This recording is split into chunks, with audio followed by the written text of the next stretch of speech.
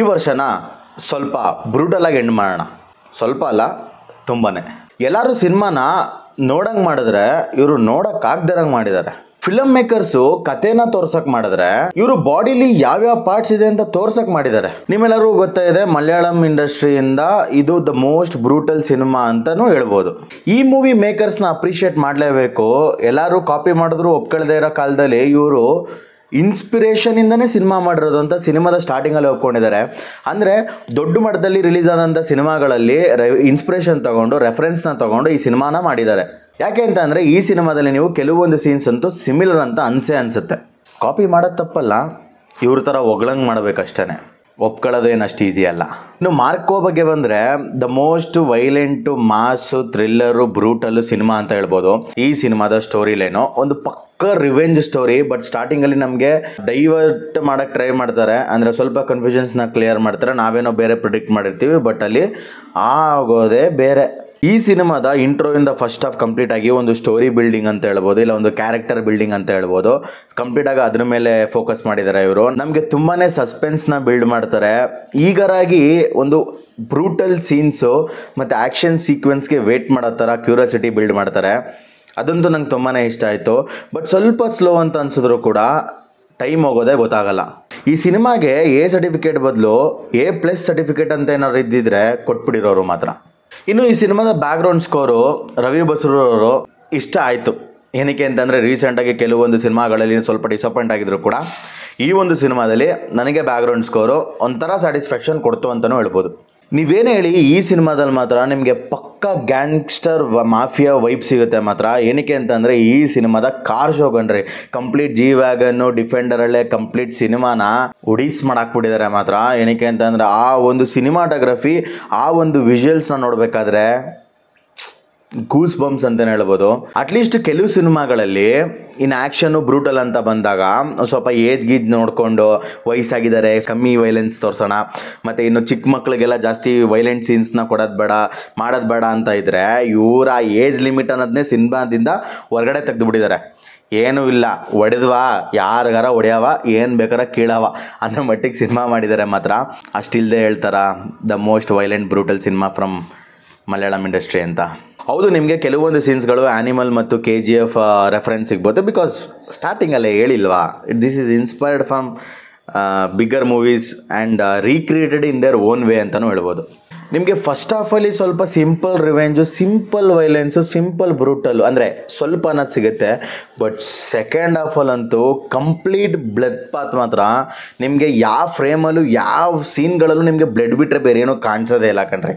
ನಾವು ಸಾಕಷ್ಟು violent cinema ನೋಡಿದ್ದೀವಿ, ಆದರೆ ಅದನ್ನು ನಾರ್ಮಲಾಗಿ ನೋಡಿದ್ದೀವಿ. ಬಟ್ ಈ ಸಿನಿಮಾನ ಹಿಂಗೆ ನೋಡಬೇಕು, ಆ ಒಂದು ಫೀಲ್ ಕೊಡುತ್ತಲ್ಲ, ಅಷ್ಟರ ಮಟ್ಟಿಗಿದೆ ಮಾತ್ರ.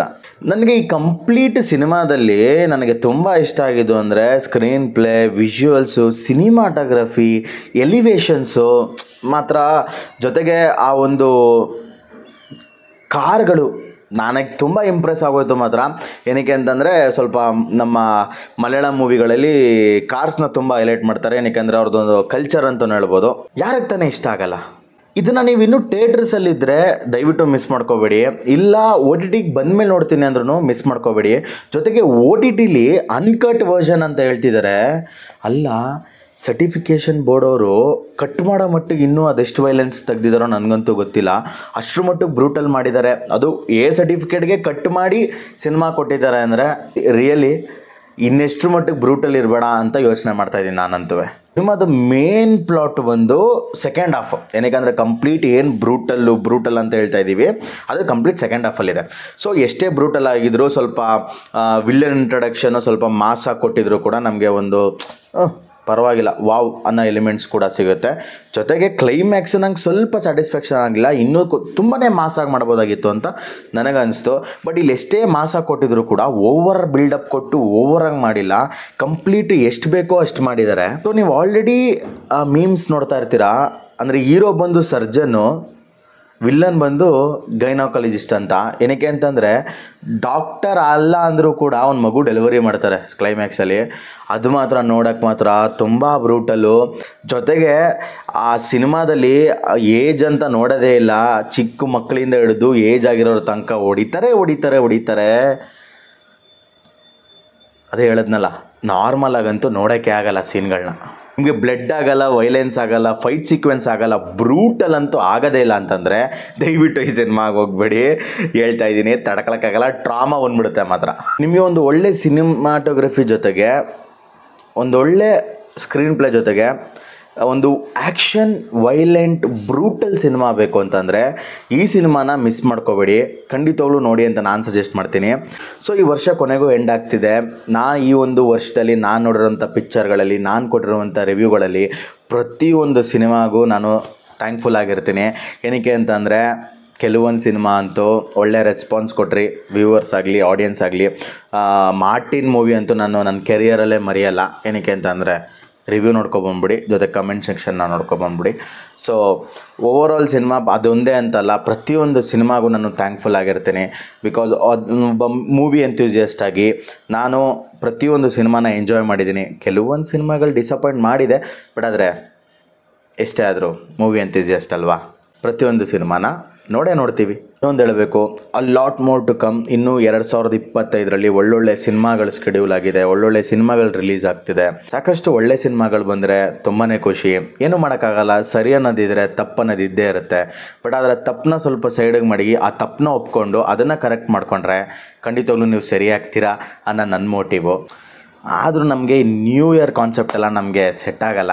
ನಮಗೆ ರೆಸೊಲ್ಯೂಷನ್ ಎಲ್ಲ ಏನೂ ಇಲ್ವೂ ಇಲ್ಲ. ನಮ್ಮ ರೆಸೊಲ್ಯೂಷನ್ ಸಿಂಪಲ್ಲು, ಇರೋಷ್ಟು ದಿನ ಮೂವಿ ನೋಡು, ಇರೋಷ್ಟು ದಿನ ಎಂಜಾಯ್ ಮಾಡು. ಹಾಗಂತ ನಾಳೆ ಅನ್ನೋದನ್ನು ಕೂಡ ಯೋಚನೆ ಮಾಡಲೇಬೇಕು. ಸಿಗೋಣ ಮುಂದಿನ ವಿಡಿಯೋದಲ್ಲಿ ಮತ್ತು ಮುಂದಿನ ವರ್ಷದಲ್ಲಿ. ಅಲ್ಲಿವರೆಗೂ ನಗ್ನಾಗ್ತಾ ಇರಿ.